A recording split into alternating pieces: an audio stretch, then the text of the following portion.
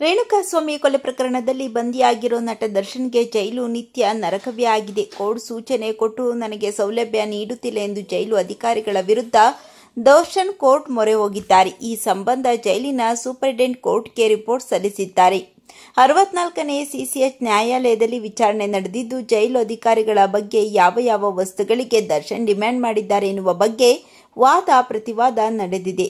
ಹೊರಗೆ ಐಷಾರಾಮಿ ಜೀವನ ಕಂಡಿದ್ದ ನಟ ದರ್ಶನ್ ಪರಪ್ಪನಗ್ರಹಾರ ಜೈಲಿನಲ್ಲಿ ಚಾಪೆ ಮೇಲೆ ಮಲಗೋಕೆ ಒದ್ದಾಡ್ತಿದ್ದಾರೆ. ಜೈಲೂಟ ಹೋಗುತ್ತಿಲ್ಲ ಎಂದು ನಟ ದರ್ಶನ್ ಜೈಲು ಅಧಿಕಾರಿಗಳ ಮುಂದೆ ಇಟ್ಟಿರೋ ಬೇಡಿಕೆಗಳು ಏನು ಗೊತ್ತಾ?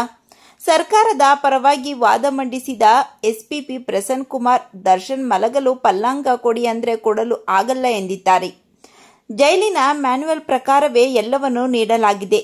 ಮಲಗಲು ಪಲ್ಲಂಗನೇ ಬೇಕು ಅಂದ್ರೆ ಹೇಗೆ ಕೊಡಬೇಕು? ಅದನ್ನು ಕೊಡಲು ನಮಗೆ ಪರ್ಮಿಷನ್ ಇಲ್ಲ.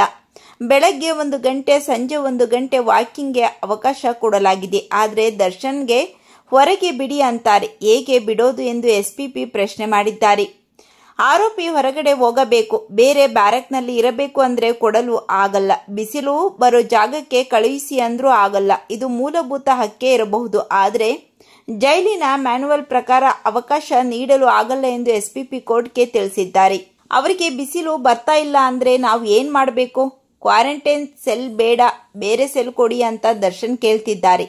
ಅವರು ಹೇಳಿದ ಸೆಲ್ಗೆಲ್ಲ ಕಳಿಸಲು ಆಗಲ್ಲ, ಅವರಿಗೆ ಬೇಕಾದದ್ದನ್ನೆಲ್ಲ ನೀಡಲು ಆಗಲ್ಲ.